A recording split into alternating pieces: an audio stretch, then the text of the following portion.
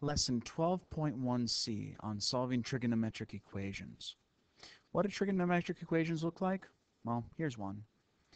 Notice that we're given a sine ratio of 20 degrees and that is equal to some opposite length divided by some adjacent length. We know the opposite length is 20, but we don't know what the adjacent length is. To solve this trig equation, the easiest way would be to actually convert it into a proportion. Then we can just cross multiply the proportion. Take 20 times 1 and set that equal to the sine ratio of 20 degrees times x. Or, skipping a step, x equals 20 times 1 divided by the sine ratio of 20 degrees. Perform these calculations in your calculator using the sine ratio of 20 as 0.3420, and performing those calculations we will get approximately 58.48 for x. Now, a couple things to highlight here. Remember that when solving a trig equation, first, always use 4 decimal digits for your trigonometric ratios. Second, be sure that your angle measurements or your side lengths are rounded to 2 decimal digits, like our answer there for x, 58.48. Now, what's the point of these ratios? Well, the point is, if we're given a triangle like this triangle right here, and we're asked to find the length of an unknown leg in the triangle, or even the unknown hypotenuse, doesn't really matter. If you look at this problem right here, it's unsolvable if we try and solve it using the Pythagorean theorem. In order to use the Pythagorean theorem, we need 2 side lengths in a right triangle. In this triangle, we only know 1.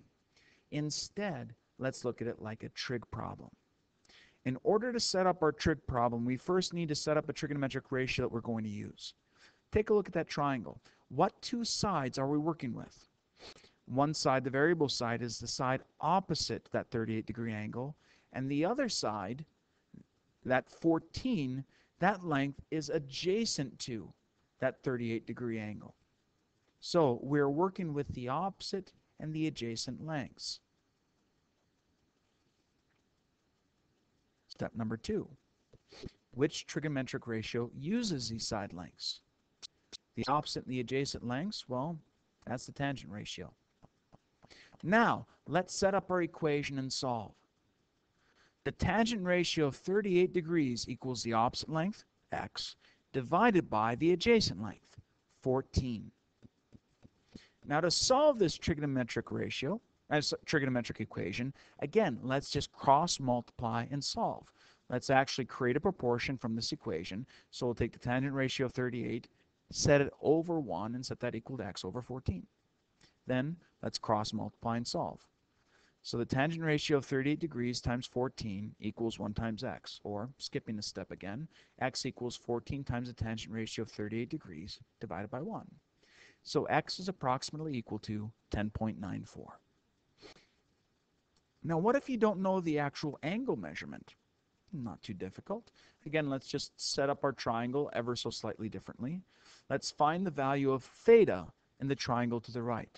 Oh, before we continue, again, take a look at that letter there, theta.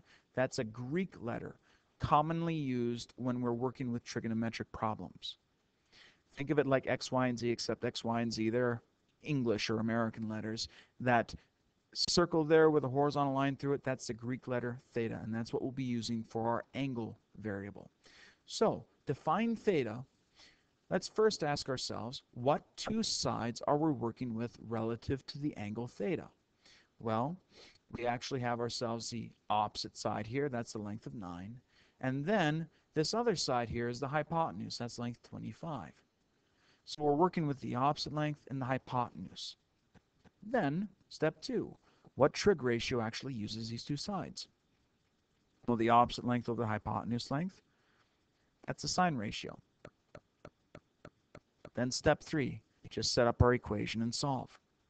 So, the sine ratio of theta equals 9 over 25. Now, to solve this equation, we just need to make use of our inverse trig ratio.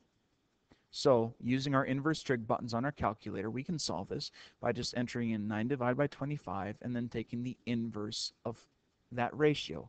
And we get approximately 21.10 degrees. Thus concludes today's lesson.